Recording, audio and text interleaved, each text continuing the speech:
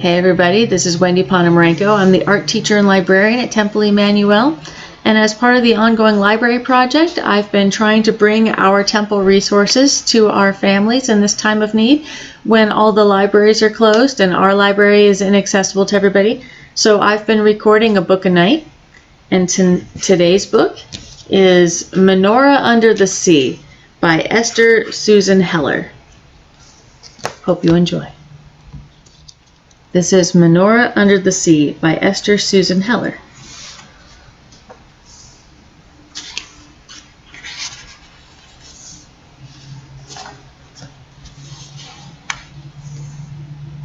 David Ginsburg boarded an airplane in Los Angeles and flew for 14 hours. He flew past all the lands where it was winter and all the countries where it was summer. When the plane finally landed in Christchurch, New Zealand, he switched to a U.S. Air Force cargo plane that took him to McMurdo Station in Antarctica, down at the bottom of the world.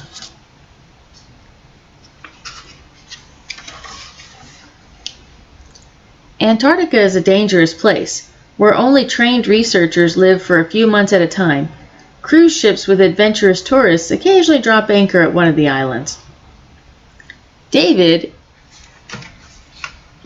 is a marine biologist. He would live at McMurdo for 5 months to study the underwater animals that live in the frigid ocean.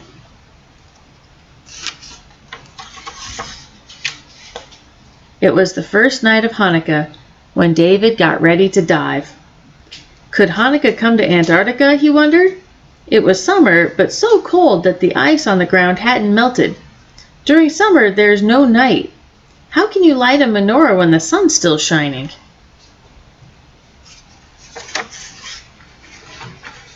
He pulled on his dry suit, a red rubber outfit that stretched from his toes to his neck. It felt like he was stepping into a garbage bag, but it kept him warm and dry in the freezing water. His diving buddy, Rob, zipped the suit closed, and David did the same for Rob.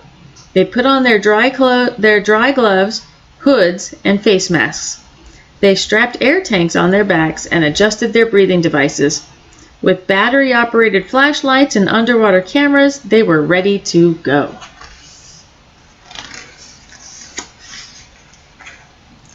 David and Rob left the warm diving hut and tramped through the tunnel dug into the ice until they reached the dark, freezing water. Because the dry suits float like balloons, they needed to add on 46-pound weights so that they would sink to the bottom.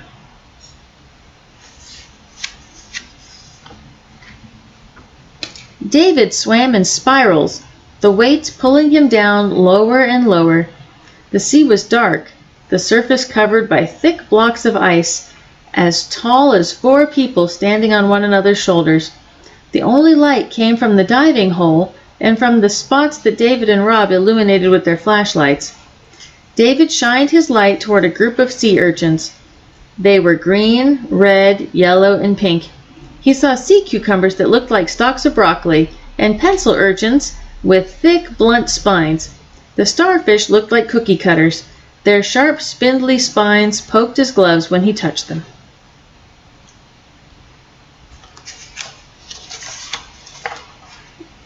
David had come to Antarctica to study the sea urchins who live in water colder than anywhere else on Earth.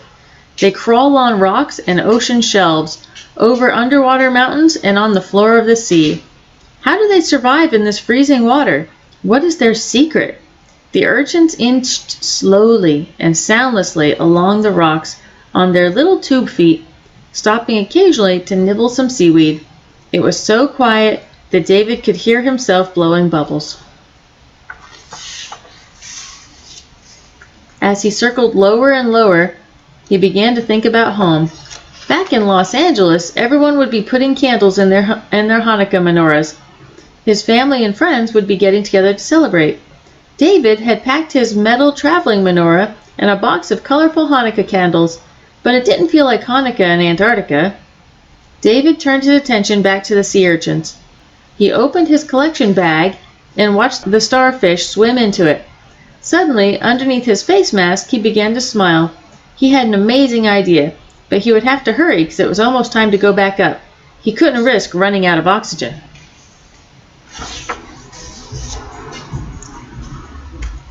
David circled deeper until he reached a flat shelf. He opened his collection bag and let a few of the sea urchins spill out. He gently placed them in stacks, carefully avoiding their spines. He made 8 pillars, one for each night of Hanukkah, one for each night that the little flask of oil in the temple had burned. Then he made a 9th one, the shamash, the helper candle, taller than the others. At the very top he added sea stars.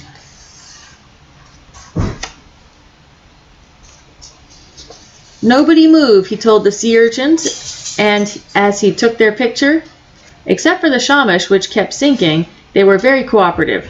Later, they would slowly drift away.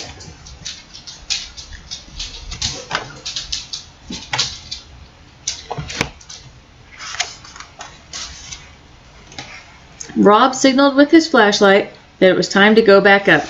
David closed his collection bag and began letting air into his dry suit. He started to rise. He let in more and more air until he had gone all 80 feet back up to the surface. David and Rob climbed out of the diving hole. In the warming hut, they unzipped each other's suits at the shoulders. They took off their suits and drank some hot cocoa. Back at McMurdo, David downloaded his photos into his laptop computer. Others came over to see. "Awesome," said Emily, one of the other scientists. "Is it really Hanukkah tonight?" Howie asked. "I wish we had a menorah," sighed Anna. "I have one. I brought it from home," David said.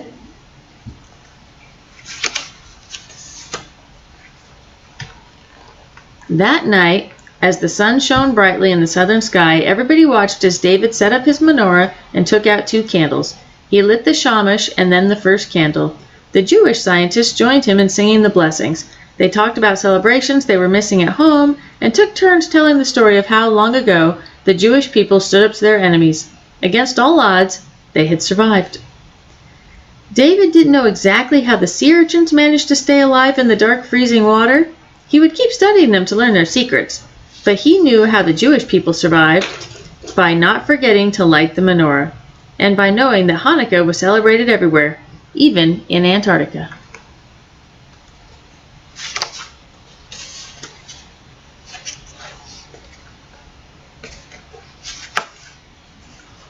The end.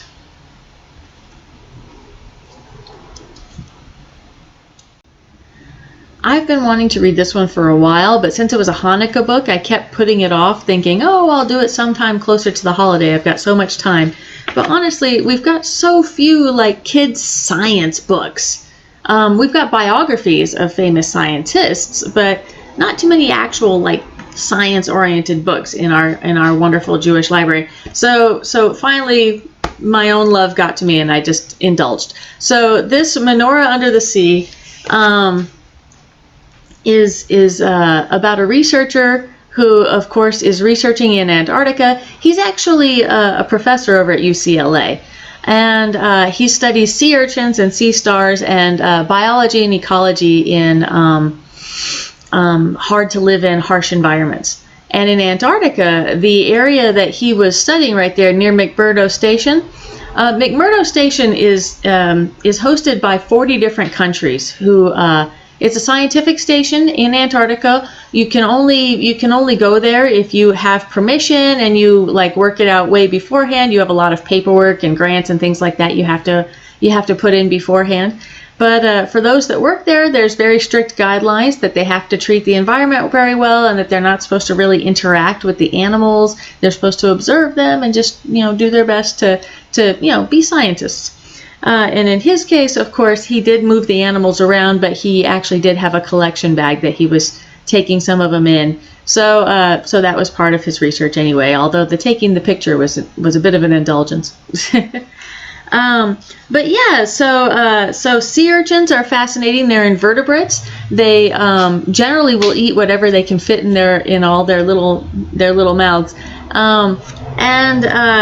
And it's just wonderful to get to have a book that is Jewish and yet scientific, and actually shows these amazing photographs of diving underwater in Antarctica. Who would love to go diving in Antarctica? I'd love to go diving in Antarctica. Who else? We should all do this.